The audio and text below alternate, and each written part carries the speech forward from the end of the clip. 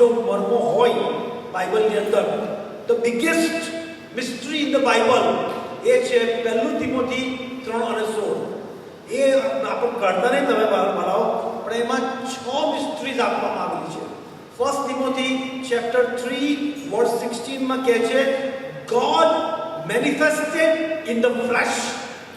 સૌથી મોટામાં મોટો મર્મ, દેવને કોણ જાણી શકે, દેવને કોણ સમજાવી શકે, દેવને કોણ પારખી શકે, દેવને કોણ જોઈ શકે? કોઈ નહીં વાળા, દેવને કોઈ સમજી શકે જ નહીં. જ્યાં સુધી દેવ પોતે પોતાને રિવીલ ના કરે ત્યાં સુધી તમે કે હું દેવને કદી સમજી શકીએ જ નહીં. ઇમ્પોસિબલ છે. એટલા માટે God manifested in the flesh, justified in the spirit, એમ કે છે, seen by angels. દૂતોના દેખામાં આવ્યો એટલે દૂતોએ પહેલી વાર દેવને જોયો. પહેલી વાર પ્રભુ જન્મ્યો ગભાણમાં ત્યારે કે દૂતોના દેખામાં આવ્યો. દૂતોએ પણ દેવને કદી જોયો નહોતા. એ દેવ એવો છે, invisible, immortal, eternal, only wise God. એ દેવ વાળો. અને જ્યારે દેવ મનુષ્ય દેહ ધારણ કરે છે ત્યારે ફક્ત 33.5 વર્ષ એ આ પૃથ્વી પર રહ્યો. Only 33.5 years. પરંતુ એનું જીવન કેવું જોરદાર જીવન હતું. He never committed any sin. કદી પાપ કર્યું નહીં. એક પણ નાનું પાપ. એ દેવની આખી યોજના જે હતી તારણની, એને એ છિન્ન ભિન્ન કરી નાખી. કદી પાપ કર્યું નહીં અને એના મોંમાં કદી કંઈ કપટ માલુમ પડ્યું નહીં. અને જ્યારે પૃથ્વી પર હતો ત્યારે એની મંઝિલ જે હતી એ યરૂશાલેમ હતું. એની મંઝિલ યરૂશાલેમ હતું. અને વારંવાર લખવામાં આવ્યું છે કે એણે યરૂશાલેમ પ્રત્યે એનું મોહ દ્રઢ રાખ્યું. અને એની જે ફાઇનલ ડેસ્ટિની હતી એ હતી ક્રોસ. અને એના પર જ એ ધ્યાનમાં રાખીને જ એ બધા કાર્યો, ચમત્કારો, ચિહ્નો બધું કરતો હતો. પરંતુ બેથેની જે હતું એનું સૌથી પ્રિય ગામ, સ્થળ, પ્લેસ જે હતું એ વાલાઓ બેથેની હતું. અને બેથેનીમાં એ 8 વાર જાય છે. તમને યાદ છે ગયા વખતે આપણે જોયું હતું કે પહેલી વાર જ્યારે બેથેનીમાં ગયો, લુક 10મો અધ્યાય તેની 38, 39, 40, 41 અને 42 કલમમાં કહે છે કે તે ચાલતા એક ગામમાં બેઠો અને માર્થાએ તેનો આવકાર કર્યો. એ બેથેનીમાં એ પહેલી વાર એ જાય છે. અને વાલો આપણે શીખ્યા હતા ગયા વખતે કે પ્રભુ એ આપણા ઘરમાં પણ આવવા માંગે છે. જો આપણે એને આવકાર આપીએ તો. પ્રભુ કદી કોઈને ફોર્સ કરતો નથી. પ્રભુ કદી પેલા ચોરની જેમ એ બારણા તોડીને આપણા ઘરમાં આવવા માંગતો નથી. પ્રભુ પોતાની સાથે આશીર્વાદો, પ્રભુ પોતાની સાથે હિલિંગ, પ્રભુ પોતાની સાથે પ્રોસ્પરિટી, પ્રભુ પોતાની સાથે શાંતિ, પીસ, પ્રભુ જોય, એ બધું પ્રભુ આપણી પોતાની સાથે એ આપણા ઘરમાં લાવવા માંગે છે. પરંતુ જ્યાં સુધી આપણા ઘરમાં મૂર્તિઓ હોય, જ્યાં સુધી આપણા ઘરમાં કકડાટ હોય, કજિયા હોય, કંકાસ હોય, જ્યાં સુધી આપણા ઘરમાં પ્રભુની વિરુદ્ધનું હોય, ત્યાં સુધી પ્રભુ આપણા ઘરમાં, આપણા જીવનમાં આશીર્વાદ આપી શકતો નથી. એ તો આપવા માંગે છે. રેવલેશન 3:20 કહે છે કે જો હું બારણા આગળ ઊભો રહીને ઠોકું છું, જો કોઈ મારી વાણી સાંભળીને બારણું ઉઘાડશે તો હું તેની પાસે આવીને, હું તેની માહે આવીને જમીશ અને તે મારી સાથે જમશે. ભલાઓ એ તો તૈયાર છે. He wanted to come inside into our house. પરંતુ આપણે બારણા બંધ કર્યા છે.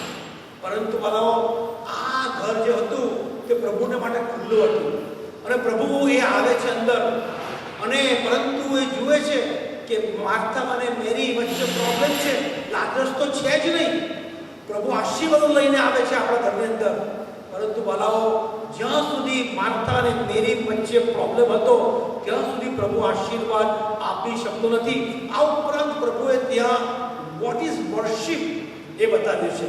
નોટ અવર એક્સટર્નલ સ્પિરિચ્યુઅલ જે આપણે પેલું કરીએ છીએ એ બધું નહીં, પરંતુ પ્રભુએ માર્થાને કીધું કે માર્થા, તું ઘણી બધી વાતોની ચિંતા કરે છે, પરંતુ મરિયમે સારો ભાગ પસંદ કર્યો છે. લુક 10:42 કે જે તેની પાસે કયો સારો ભાગ? બોલાવો. પ્રભુની પાસે બેસીને, પ્રભુના ચરણોમાં બેસીને તેની વાતો સાંભળવી. આપણે હજુ ઘણું જોવાના છે. વોટ ઇઝ, હું તમને બહુ ટૂંકમાં વોટ ઇઝ વર્શિપ એ હું તમને કહેવા માંગુ છું. Vote is worship? આપણે જે ગીતો ગાઈએ છીએ કે પ્રાર્થના કરીએ છીએ કે પછી ધેટ ઇઝ નોટ વર્શિપ. બોલાવો, એ હું તમને કહેવા માંગુ છું. વોટ ઇઝ વર્શિપ એ હું તમને શીખવવા માંગુ છું. તો મારો પહેલો જે વિઝિટ હતી પ્રભુની એ માર્થા અને મરિયમ બેથેનીમાં જાય છે. નંબર 2, સેકન્ડ વિઝિટ જ્યારે લાજરસ માનો પડે છે યોહાન 11 અધ્યાયની અંદર, અને તારા માર્થા એને કહેણ મોકલે છે કે તે જેના પર તું પ્રેમ રાખે છે તે જલ્દી આવ. પણ પ્રભુ નથી આવતા, રોકાઈ જાય છે. શા માટે? કારણ કે કહે છે કે માણસના મનમાં ઘણી યોજનાઓ હોય છે, પણ યહોવાનો મનસૂબો એ કાયમ છે. પ્રભુને બધી જ ખબર હતી. He knows the end from the beginning. અને પ્રભુએ ત્યાં સૌથી મોટામાં મોટો ધ બિગેસ્ટ મિરેકલ, એણે મૃત્યુ પર જે વિજય એ પામવાનો હતો એની ઝાંખી એ ત્યાં કરાવી. અને ત્યાં એણે કીધું કે I am the resurrection and the life. He who believes in me, though he may die, he shall live, and he who lives and believes shall never die. એટલે કે જે વિશ્વાસ કરે છે મારા પર તે કદી મરનાર નથી. એમ પ્રભુ કહે છે કે હું પુનરુત્થાન તથા જીવન હું છું. બોલો, આજે આપણે જોવા માંગીએ છીએ નંબર 3 વિઝિટ એ આપણે જોવા માંગીએ છીએ. ત્રીજી વિઝિટ યોહાનનો સુવાર્તા તેનો 12મો અધ્યાય પહેલા પઢજો. યોહાન 12મો અધ્યાય. અને ત્યાં બહુ ગજબનું, ત્યાં આપણે 5-fold secret of godly family, 5-fold secret of godly family આપણે જોવા માંગીએ છીએ. યોહાનની સુવાર્તા તેનો 12મો અધ્યાય, પ્રભુ ઈસુ ખ્રિસ્તની ત્રીજી વિઝિટ, નંબર 3 વિઝિટ. બધાને મળ્યું? પાસ્કા પર્વના 6 દાડા અગાઉ, બરાબર વાલાઓ સેમ. ચલો જુઓ, આ જ દિવસ હતો. આ જ દિવસ 6 દિવસ પછી કહે છે કે પાસ્કા પર્વ. પાસ્કા પર્વના 6 દાડા અગાઉ ઈસુ બેથાનિયા આવ્યો. હવે લાજરસ ત્યાં છે. જો પહેલા લાજરસ નહોતો, લાજરસ પણ ત્યાં છે કે જેને ઈસુએ મોયલામાંથી ઉઠાડ્યો. અને ત્યાં કહે છે કે તેને સારું વાળું કરવામાં આવ્યું હતું. માર્થા સરભરા કરતી હતી અને લાજરસ પણ ત્યાં હતો, શિષ્યો પણ ત્યાં હતા. અને ત્યાં મરિયમે ઘણું મૂલ્યવાન જટામાસીનું એક શેર અત્તર લઈને ઈસુને પગે ચોળ્યું. પોતાને ચોટલે તેના પગ લૂછ્યા અને અત્તરની સુગંધ આખા ઘરમાં પસરી ગઈ. ટૂંકમાં વાલાઓ, there are 5-fold કહેવાય કે 5-fold secret mystery of godly family. પ્રભુ ઈસુ ખ્રિસ્ત, કારણ કે એક બેન્ક્વેટ ટેબલ છે. પ્રભુ ઈસુ ખ્રિસ્ત સર્વોચ્ચ સ્થાને the head of the house બેઠા છે. એની સામે લાજરસ બેઠો છે, એની આજુબાજુ શિષ્યો બેઠા છે. માર્થા સરભરા કરી રહી છે, જોયફુલી, નોટ ગ્રજિંગલી. બનાવો, કમ્પલ્સરી. એવું નથી કે બીજાને દેખાડવા માટે કે પછી કેવું કે બહુ જ દુઃખી થઈને, એવું નથી. પહેલાના જેવું ચિત્ર નથી. માર્થા બહુ જોયફુલી એ સરભરા કરતી હતી. અને મરિયમ શું કર્યું? મરિયમે પ્રભુની વર્શિપ કરી. એણે એક શેર જટામાસીનું એક મૂલ્યવાન અત્તર કે જેની કિંમત વેરી કોસ્ટલી, જેની કિંમત પુષ્કળ થતી હતી, એ લઈને કહે છે કે ઈસુને કહે છે કે એને પગમાં એને શું કર્યું કે ઈસુને પગે ચોર્યું અને પોતાને ચોટલે એના પોતાના વાળથી એના પગ લૂછ્યા અને કહે છે કે એ અત્તરની સુગંધ આખા ઘરમાં પસરી ગઈ. Not only in the house, પરંતુ આખા મહોલ્લામાં અને આખી શેરીમાં એ અત્તરની સુગંધ ફેલાઈ ગઈ. જે લોકો રાહદારીઓ અને મુસાફરો પસાર થતા હશે તેઓ એ સુગંધ માણતા હશે. તો વાળાઓ, સ્પિરિચ્યુઅલી સ્પીકિંગ વાળાઓ, જો પ્રભુ ઈસુ ખ્રિસ્ત એ આપણા ઘરની અંદર હેડ ઓફ ધ હાઉસ હોય, રાઈટ, એ જો હેડ ઓફ ધ હાઉસ હોય અને લાજરસ પુનરુત્થાનનું સામર્થ્ય જે રીતે બીજું કરંથી 5 અને 17 કહે છે કે જેઓ ખ્રિસ્તમાં છે તેઓ નવી ઉત્પત્તિ છે. એટલે કે પ્રભુ ઈસુ ખ્રિસ્ત આપણા ઘરમાં હેડ ઓફ ધ હાઉસ હોય, ધ ટોપ પ્રાયોરિટી હોય અને બધા જ લોકો એટલે કે ઘરના એક લોકો એ પ્રભુ ઈસુ ખ્રિસ્તમાં નવી ઉત્પત્તિ હોય, એટલે તારણ પામેલા હોય. અને પછી માર્થા સરભરા કરતી હોય, એટલે કે બધા જ લોકો ઘરના એક લોકો બહુ આનંદથી પ્રભુની સેવામાં હોય અને ટેબલ બિછાવેલું હોય અને ટેબલ પર ફૂડ એટલે કે ખાવાનું મૂક્યું હોય. Food means, spiritually speaking, what is the meaning of food? કોઈ મને કહેશે અહીંથી? Word of God. કોણ બોલ્યું? Hallelujah. Word of God. Food means word of God. That means કે પ્રભુ ઈસુ ખ્રિસ્ત head of the house, Lazarus the power of resurrection, ખ્રિસ્તમાં નવી ઉત્પત્તિ. ફૂડ, દેવનું વચન જો ઘરમાં હોય અને બધા જ લોકો આનંદથી, ખુશાલીથી દેવની સ્તુતિ આરાધના કરતા હોય, દેવમાં કામ કરતા હોય, દેવનું કાર્ય કરતા હોય, કેટલું અજાયબ.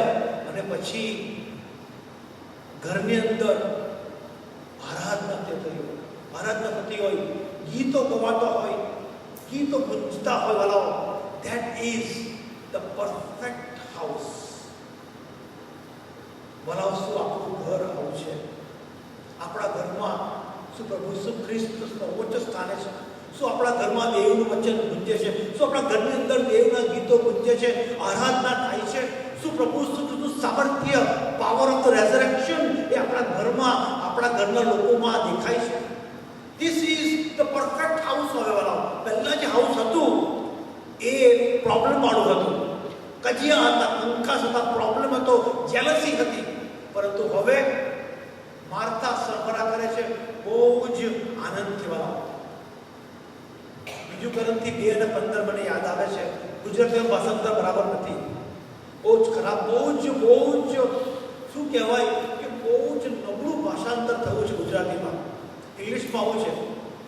બીજું કરંથી 2 અને 15 કહે છે કે when we walk with God, NLT translation, new living translation કહે છે કે when we walk with God, we કહે છે કે આપણે આપણી પાછળ જ્યારે આપણે દેવની સાથે ચાલીએ છીએ ત્યારે આપણે આપણી પાછળ એક સુગંધ, એક એવી સ્મેલ છોડીએ છીએ કે જેથી બીજા લોકો જે આપણી પછી આવનાર છે તે લોકોને પણ એ સુગંધનો એ લાભ મળે, એ સુગંધ એ લોકો માણી શકે. When we walk with God, we leave behind us a sweet fragrance. એમ કહે છે, sweet fragrance inspired others to follow Jesus. કે આપણી પાછળ જ્યારે આપણે જીવીએ છીએ 60 વર્ષ, 70 વર્ષ, 80 વર્ષ, રાઈટ, અને પછી આપણે જ્યારે ડિપાર્ટ થઈએ છીએ આ પૃથ્વી પરથી, ત્યારે આપણી સુગંધ, આપણી યાદો, આપણા સંસ્મરણો આપણે મૂકીને જઈએ છીએ અને આપણા પછીની પેઢી એ યાદો, એ સંસ્મરણો, એ જે જીવન જીવાઈ ગયું એની સુગંધ એ લોકો પેઢીઓની પેઢીઓ એ સુગંધ એ માણે છે. એ છે વાલાઓ. શું તમે એને હું એવું ઈચ્છીએ છે વાલાઓ કે જ્યારે કદાચ જો પ્રભુ ના આવે અને જો આપણે પ્રભુ પાસે જવાનું થાય તો આપણા પછી વાલાઓ આપણે કંઈક એવી સુગંધ, એવી મહેક, સ્વીટ ફ્રેગ્રન્સ મૂકીને જઈએ કે આપણા પછી આપણા છોકરાઓ અને પછી એના છોકરાના છોકરા પણ એની સુગંધ, એનો આસ્વાદ માણે અને યાદ કરે આપણને. અથવા તો બાળકો આપણે એવું આપણે એવું રીતે જીવવા માંગીએ છીએ અને એવું જીવન જીવીને એથી જવા માંગીએ છીએ કે આપણા પછીની પેઢી આપણને કદી યાદ નહીં કરે. શું આપણે એવું જીવન જીવવા માંગીએ છીએ? નો વાલાઓ. સેમ વે વાલાઓ કે જે રીતે આપણી સુગંધ આખા મહિલામાં શરીરમાં ફેલાઈ ગઈ તેવું જ વાલાઓ આપણું જીવન પણ એવું હોવું જોઈએ કે આપણા પછીની પેઢીઓ, આપણા છોકરા અને એના છોકરાના છોકરા આપણું જીવન વાલાઓ એની સુગંધ, એની મહેક, એની સ્વીટ ફ્રેગ્રન્સ એ લોકો માણે અને એ લોકો એનો આસ્વાદ લે અને એ લોકો એને વહેંચે. એ રીતે સેકન્ડ, થર્ડ વિઝિટ છે વાલાઓ. અને અહીંયા પ્રભુ ઈસુ ખ્રિસ્ત હેડ ઓફ ધ હાઉસ વાળા આપણા ઘરમાં કોણ છે? Who is the head of the house? ઘણાના ઘરોમાં વાળાઓ પત્ની હેડ ઓફ ધ હાઉસ હોય છે. બાઇબલની વિરુદ્ધ છે પરંતુ હોય છે. પત્ની હેડ ઓફ ધ હાઉસ એ જે કે એ જ ખરું. ઘણા લોકો એને હોમ મિનિસ્ટર પણ કહે છે. ખરું ખોટું? હોમ મિનિસ્ટર એના વગર કશું ના થાય. પણ વાલાઓ ઠીક છે બધું, પરંતુ પ્રભુ ઈસુ ખ્રિસ્ત એ શું આપણા ઘરમાં હેડ ઓફ ધ હાઉસ છે? નંબર 4 વિઝિટ પર આવો, કારણ કે હું બહુ ઝડપથી જવા માંગુ છું. ઓલમોસ્ટ 3:10 થઈ છે. નંબર 4 જે છે વિઝિટ એ the triumphant entry in the Jerusalem. એ નંબર 4 એ આપણે આવતા રવિવારે એને જોવા માંગીએ છીએ. પ્રભુ ઈસુ ખ્રિસ્તનું વિજયવંત યરુશલેમમાં પ્રવેશ એ આપણે આવતા રવિવારે જોઈશું, એટલે આપણે એને સ્કીપ કરીએ છીએ. Number 5 visit. નંબર 5 માર્કનું ચેપ્ટર આપણે ખોલીએ. માર્ક 11 અને 11.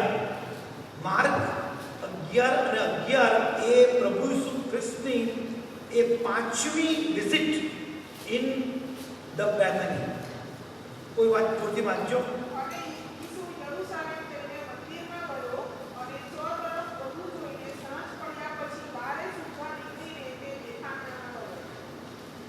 પ્રભુ ઈસુ ખ્રિસ્ત હવે યરુશલેમમાં આવી જાય છે બરાબર. He knows what is going to happen.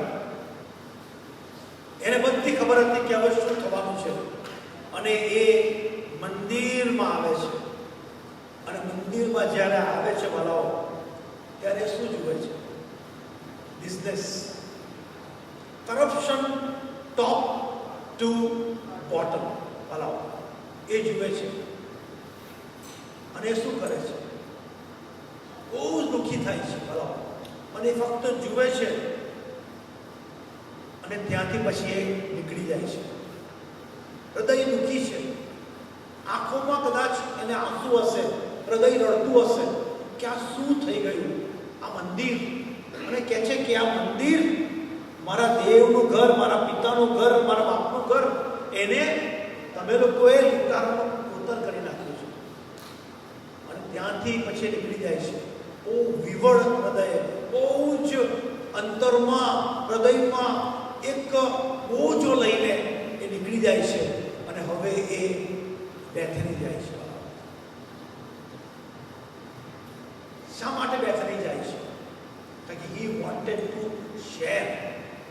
એ જે કરવાનો હતો તો એને ખબર હતી જ કે શું કરવાનો છે, પરંતુ એ બેથની જાય છે કે જેથી કરીને એના હૃદયમાં જે છે બોજો, જે આક્રંદ, જે હૃદય રડે છે એ શેર કરવા માંગે છે.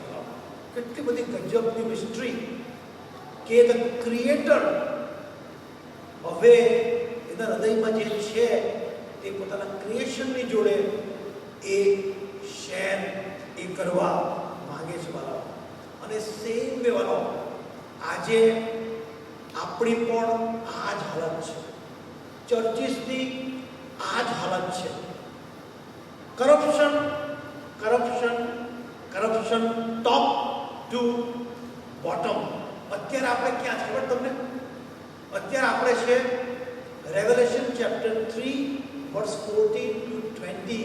લાઉદિકિયાની મંડળી કહે છે કે પ્રભુ કહે છે કે હું તારા કામ જાણું છું, તું ટાઢો નથી તેમજ ઊનો પણ નથી.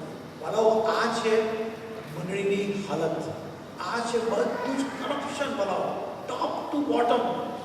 એક બિઝનેસ, પ્રભુ જ્યારે મંદિરમાં ગયા આજથી 2000 વર્ષ પહેલા, ત્યારે જે એમણે જોયું મિલીભગત, યાજકો અને જે લેવેચ કરનારાઓ હતા એની વચ્ચે મિલીભગત. કારણ કે જ્યારે મંદિરમાં તમે સેક્રિફાઈસ લઈને જાઓ ત્યારે યાજક ઘેટું હોય કે પછી બકરું હોય કે પક્ષી હોય, હલવાન હોય કે પછી કબૂતર હોય, ત્યારે યાજક એને બરાબર ચકાસશે. કોઈ પણ જાતનું ખોળ ખાપણ એમાં હોવી જોઈએ નહીં, તો જ કે છે કે એને તમે સેક્રિફાઈસ કરી શકો. પરંતુ પ્રભુ જ્યારે જાય છે ત્યારે શું જુએ છે કે મિલીભગત, યાજકો અને લેવેચ કરનારા, તમારે બહારથી કોઈ પણ રીતે કોઈ પણ જાનવર લવાય નહીં, ન જાનવર, ન પશુ, ન પક્ષી. મંદિરમાંથી જ જે લોકો મંદિરની પરસાળમાં હતા ત્યાંથી જ ખરીદવાનું, બહુ ઊંચા દામે, બહુ જ મોંઘું. અને યાજકને ખબર પડે કે જો એ બહારથી લાવ્યો છે તો રિજેક્ટ. અને જે વેચાતું હતું તેનું કમિશન યાજકોને અને મુખ્ય યાજકોને જતું હતું. અને આજે વાલાઓ, આ જ સ્થિતિ મંડળીની છે. આ જ સ્થિતિ. પુલપિટ પરથી ફક્ત ભાષણો અપાય છે કે દાન લાવો, દાનો આપો, દાનો આપો. પાઉલ શું કહે છે?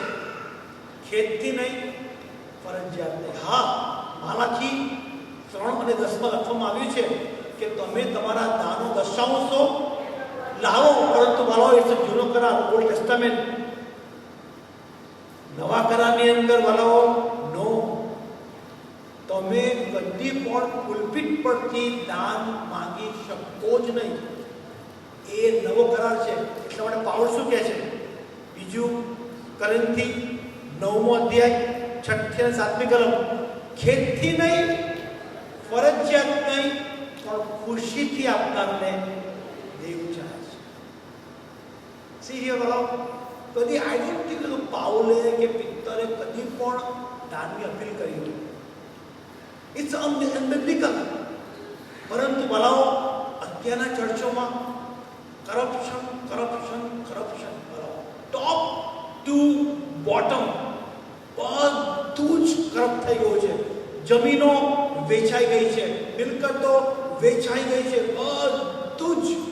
પ્રભુના નામે લોકોએ એક જાતનો ધંધો શરૂ કર્યો છે. એક બિઝનેસ કે ટોપ, એકદમ ટોપમાં બિશપ હોય, પાસ્ટર હોય, કમિટી હોય, અને પછી બધું જ. તમને ખબર છે કે વાલાઓ, એક રવિવારનું દાન, એક સામાન્ય દાન લાખો રૂપિયા થાય છે. એમાંથી 75% સીધું ઉપર જાય અને 25% લોકલ ચર્ચમાં રહે. Think about it. એક રવિવારનું દાન જો 1 લાખ રૂપિયા હોય તો 75,000 સીધા ઉપર મોટી મેઇન ઓફિસમાં જાય અને 25% એ લોકલ ચર્ચમાં રહે. હવે તો વિચાર કરો કે એટલા બધા ચર્ચિસ નાના મોટા થઈને અને એક રવિવાર એટલું બધું દાન પ્રભુના નામે ધંધાઓ શરૂ કર્યા છે. અને એ લોકો બધા પૈસા મૂકે છે એફડીમાં. ફિક્સ ડિપોઝિટ, કરોડો કરોડો રૂપિયાની ફિક્સ ડિપોઝિટ અત્યારે મંદિરમાં થઈ છે. મંદિરના નામે લોકો બેંકમાં મૂકે છે.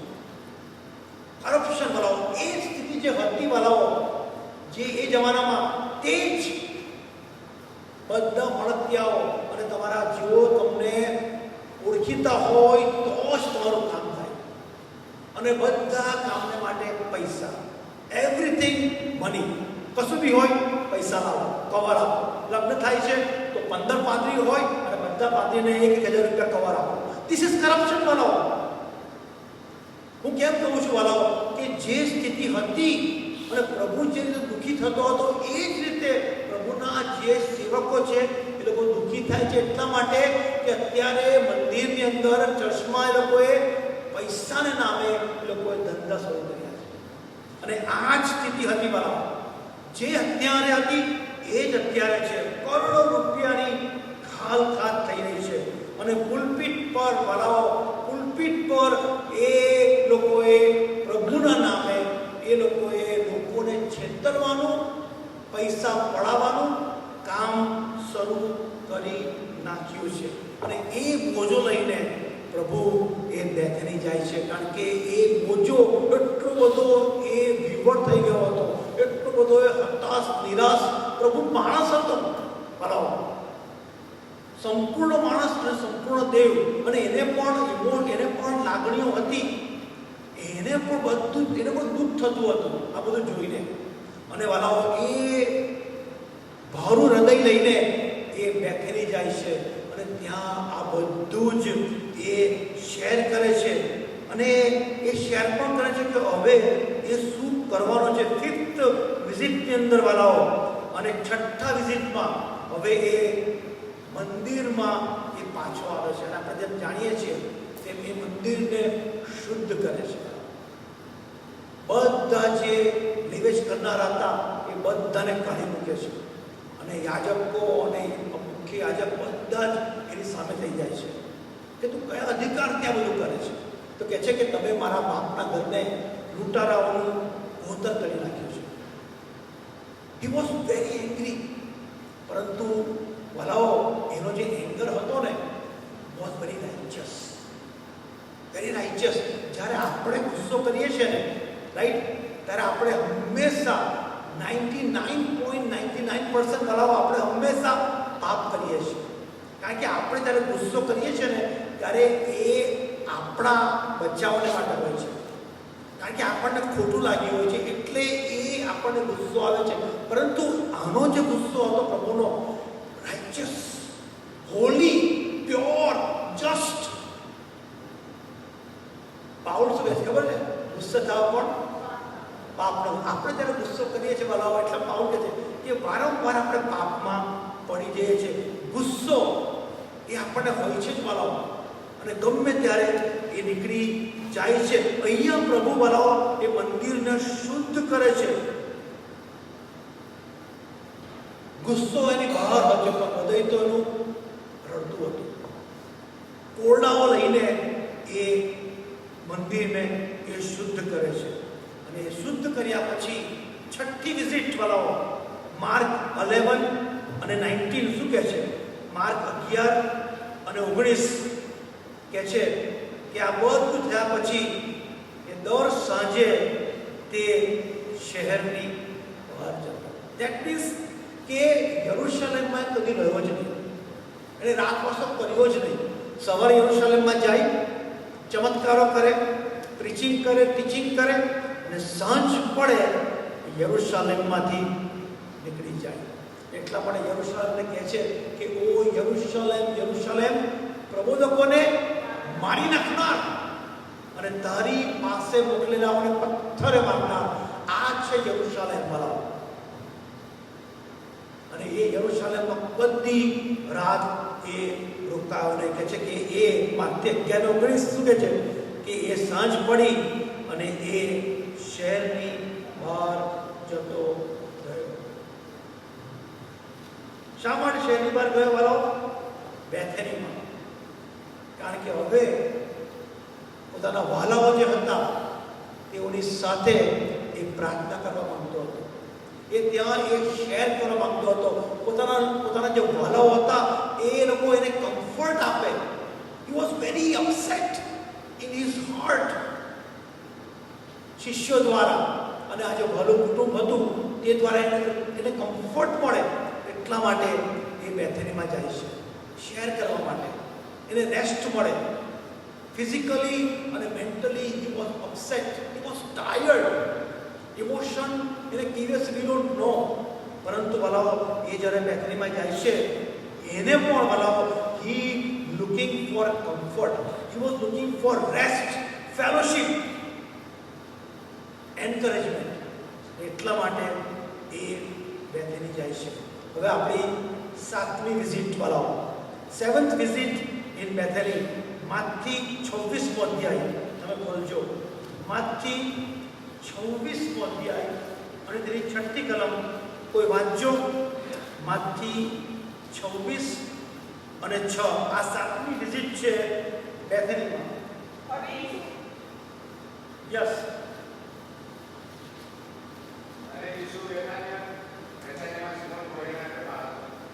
આ સિમોન કોડિયો કોણ હતો વાળો? ઘણા એવું કહે છે કે સિમોન કોડિયો એ યહૂદા ઇસ્કારિયોતનો ફાધર હોઈ શકે. I don't know. ઘણા એવું કહે છે સિમોન કોડિયો ફરોશી હતો એમ કહે છે. લુકમાં લખવામાં આવ્યું છે કે ફરોશી. Very beautiful story, very beautiful. અને કહે છે કે માથી 26 અને 6માં કે એ સિમોન કોડિયાના ઘરમાં હતો. પરંતુ આપણે માર્ક 14મો અધ્યાય ખોલીએ.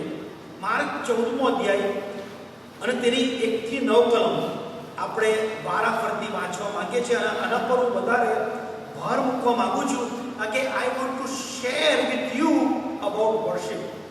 માર્ક 14મો અધ્યાય અને તેની પહેલી કલમ હું વાંચીશ, બીજી કલમ તમે વાંચજો. પહેલી કલમ. હવે 2 દાડા પછી પાસ્ખા તથા 2 ખમીર રોટલીનું પર્વ હતું અને કેવી રીતે તેને દગાથી પકડીને મારી નાખવો એ વિશે મુખ્ય યાજકો અને શાસ્ત્રીઓ શોધ કરતા હતા. બીજી કલમ.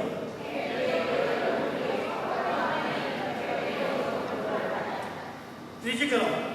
અને જ્યારે તે બેથાનિયામાં સિમોન કોડિયાના ઘરમાં હતો અને ખાવા બેઠો હતો ત્યારે એક સ્ત્રી જટામાસીના અતિ મૂલ્યવાન અત્તરની ભરેલી સંગમરમરની ડબ્બી લઈને આવી અને એ ડબ્બી ભાંગીને તેણે તેના માથા પર રેડ્યું. That's it.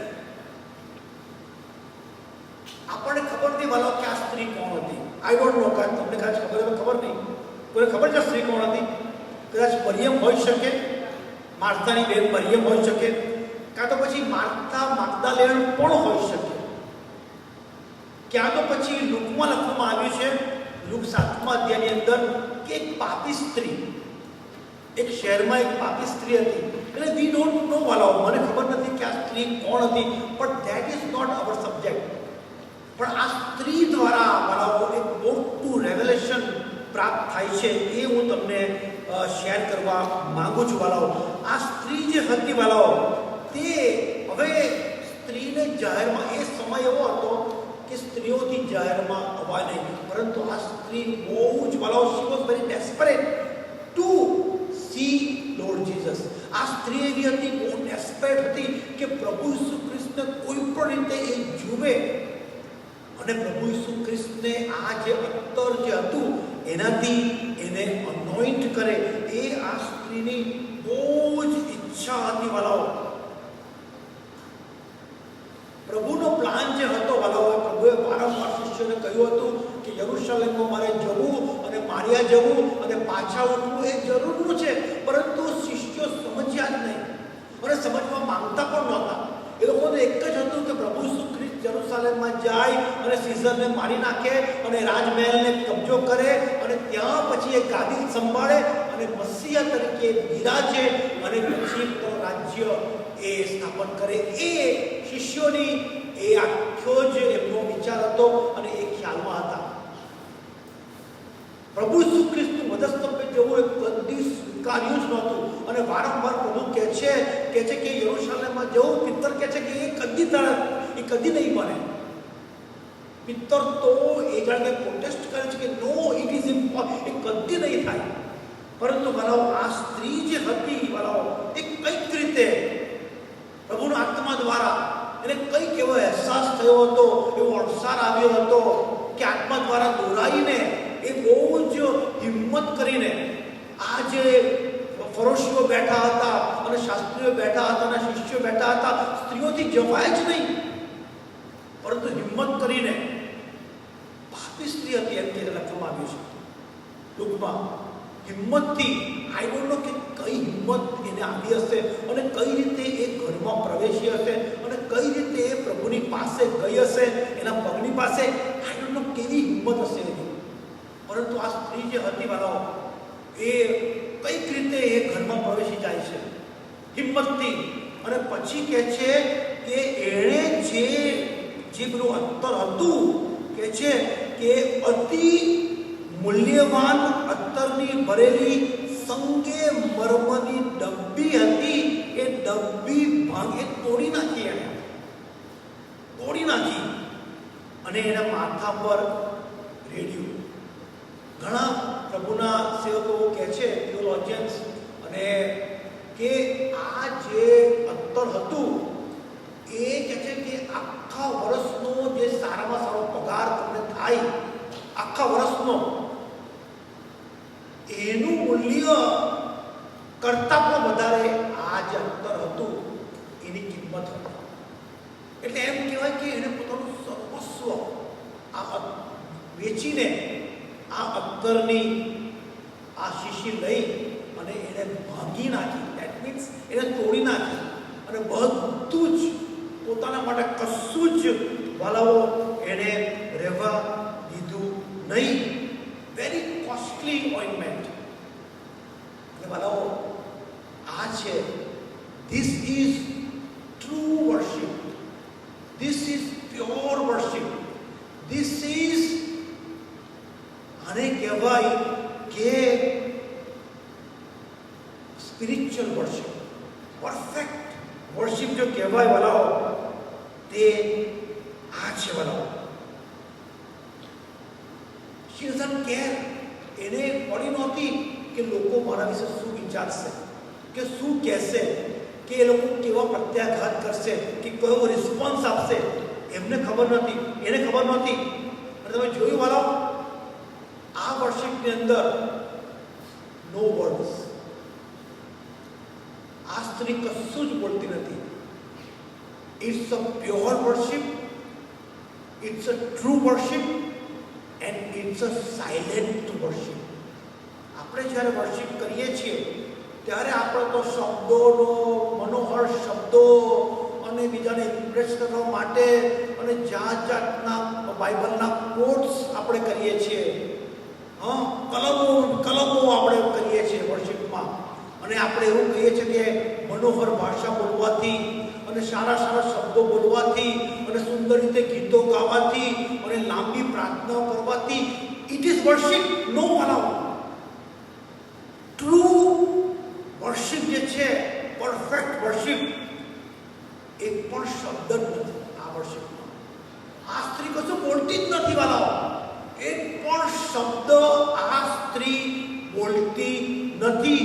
No words. પોતાના વિશે પણ કશું કહેતી નથી. આપણે તો વર્શિપમાં કહીએ કે પ્રભુ, હું બહુ ખરાબ માણસ છું, હું બહુ પાપી છું, હું પાપીનો મુખ્ય છું, હું તો નાશમાં જવાને. ધેર ઇઝ નથિંગ બનાવો, નથિંગ. કશું જ નહીં બનાવો. Silent worship. No words. એક પણ શબ્દ આ સ્ત્રી બોલતી નથી. એ પોતાના માટે કશું માંગતી પણ નથી કે પ્રભુ તું મને આશીર્વાદ આપ, કે તું મને પ્રોસ્પરિટી આપ, કે તું મારા છોકરાને આશીર્વાદ. There is no asking, there is no praying. એ પ્રાર્થના પણ નથી કરતી. એ કશું માંગતી પણ નથી વાળાઓ. કેટલું ગજબનું સાયલેન્ટ. આ વર્શિપની અંદર વરાવો કોઈ શબ્દ જ નથી. કારણ કે શિષ્યો અને ફરશીઓ બધા હક્કાપક્કા થઈ ગયેલા કે આ સ્ત્રી શું કરવા માંગે છે. એ લોકો એના કન્ફ્યુઝનમાં હતા કે આ શું કરી રહી છે. શાંત વાતાવરણ હતું, પ્રભુ જાણતા હતા. અને આ સ્ત્રી પ્રભુના પગ પાસે આવે છે અને કહે છે કે એ બાટલી જે અત્તરની શીશી તોડે છે અને બધું અત્તર એના માથા પર એ રેડી દે છે. કારણ કે આ સ્ત્રીને વાળાઓ એક જ એનો ધ્યેય હતો, એક જ એનો મોટિવ હતો કે પ્રભુને એક્ઝોલ્ટ કરવાના. ફક્ત પ્રભુને એક્ઝોલ્ટ કરવાના. એને એ પણ પડી નહોતી કે આ લોકો મને શું કહેશે, શું કરશે. શી ડઝન્ટ કેર અબાઉટ એનીથિંગ. એને તો ફક્ત પ્રભુ જ આખું બીજું બધું હતું તે જાણે કે ઇનવિઝિબલ થઈ ગયું હતું. ફક્ત પ્રભુ એને દેખાતા હતા. અને no words, no prayers, no supplication, no asking, nothing, silent worship. અને હું એવું માનું છું વાલાઓ કે this is true worship. This is pure worship. This is the only worship વાલાઓ કે જે આપણે કદી કરી નથી. વાલાઓ જ્યારે તમે પ્રાર્થના કરો છો, રાઈટ, ત્યારે શું તમે કદી દેવની આગળ તમે શાંત બેઠા છો? કશું માંગવાનું નહીં, નથિંગ, કશું જ નહીં. 5 minute, 10 minute, 15 minute, nothing. You don't સે અ વર્ડ.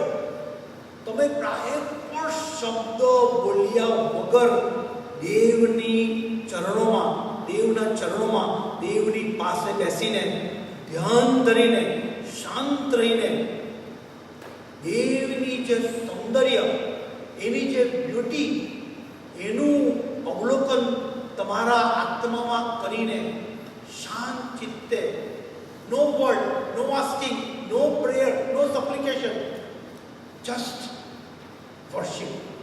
શું તમે મારો કદી આવી વર્શિપ કરી છે કે પછી ફક્ત આપણે દેવને જણાવીએ છીએ કે દેવ શું ચાલી રહ્યું છે જગતમાં?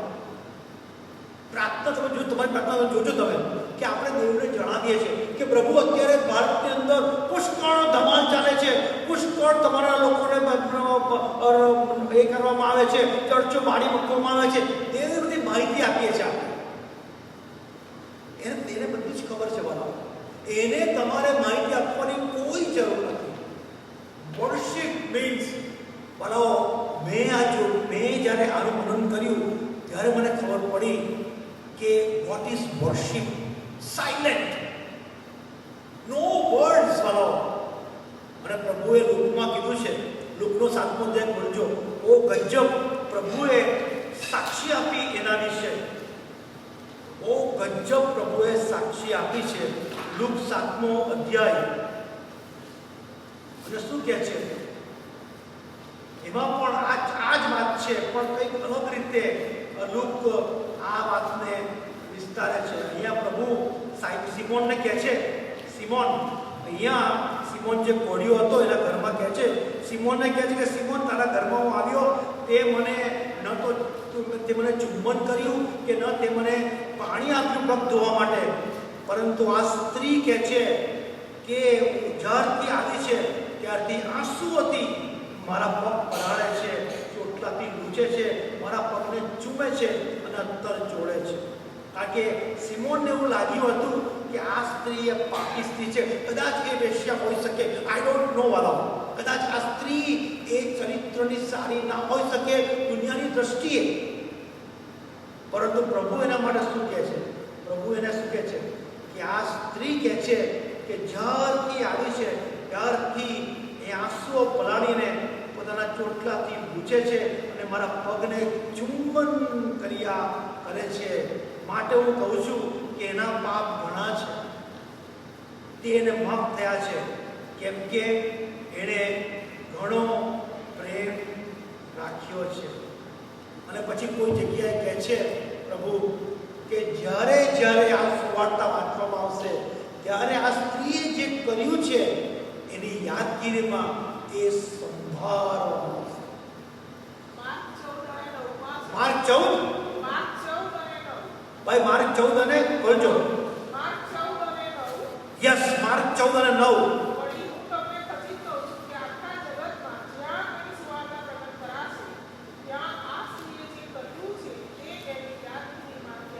વાલાઓ, કોઈને માટે પ્રભુએ આવું કીધું નથી આખા બાઇબલની અંદર, કોઈને માટે નહીં.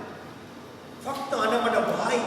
Because this is true worship, this is pure worship. વાલાઓ, ધીસ ઇઝ સાયલેન્ટ વર્શિપ. અને પ્રભુ કહે છે, શું કહે છે 8મી કલમમાં કે મારા દફનને સારું અગાઉથી તેણે મારા શરીરને અત્તર જોડ્યું છે. એટલા માટે કહે છે કે આ સ્ત્રીએ જે કર્યું છે એ તેની યાદગીરીમાં કરવામાં જ અગત્યનો વિષય વર્શિપ. અને આપણે હંમેશા કહીએ છીએ કે વર્શિપમાં આવો, પણ this is worship. This is true worship. દેવની આગળ શાંત રહેવાનું અને દેવની આગળ પ્રભુ તમને શું કહે છે એ તમારે સાંભળવાનું. તમારે પ્રભુને કહેવાનું નથી કે પ્રભુ અત્યારે આ ચાલી રહ્યું છે, તમે હવે આ કરો. પ્રભુને જાણે આપણે કહીએ તમે આ કરો, પ્રભુને નથી કરવું તો આપણે શું કરી શકીએ? તમે પ્રભુને શું કહી શકો કે પ્રભુ તું આ કર? નો. વર્શિપ મીન્સ શાંત રહીને દેવની આગળ શાંત બેસીને તેની આરાધના કરવાની છે. 8મી અને છેલ્લી વિઝિટ વાળાઓ, લુક 24મો અધ્યાય અને તેની 50 છેલ્લી વિઝિટ બેથાનિયામાં. ક્યારે? પુનરુત્થાન પછી પ્રભુ બેથાનિયામાં જાય છે, શિષ્યોને એ પેલા પહાડ પર બોલાવે છે. છેલ્લી વિઝિટ પ્રભુની. લુક 24મો અધ્યાય અને તેની 50મી કલમ શું કહે છે કે બેથાનિયાની સામે તેઓને બહાર લઈ જઈને તેણે પોતાના હાથ પ્રસારીને તેઓને આશીર્વાદ દીધો. અહીંયાથી બોલાવો, બેથાનિયાથી પ્રભુનું સ્વર્ગારોહણ થાય છે. એ સ્વર્ગમાં ચડી જાય છે. એટલે બેથાનિયા ઇઝ સો ઇમ્પોર્ટન્ટ. અને જ્યારે પ્રભુ આવવાનો છે ને, ત્યારે એનું second coming, not rapture, second coming, ત્યારે ક્યાં આવે ખબર છે? જૈતુન પહાડ ક્યાં આવ્યો? બેથાનિયા. ઝખારિયા 14 અને 4 ની અંદર લખવામાં આવ્યું છે કે બેથાનિયાની સામે આવેલા જૈતુન પહાડ પર તે ઊભો રહેશે અને જૈતુન પહાડ કહે છે કે ફાટી જશે. બેથાનિયા ઇઝ સો ઇમ્પોર્ટન્ટ વાળા, સો ઇમ્પોર્ટન્ટ.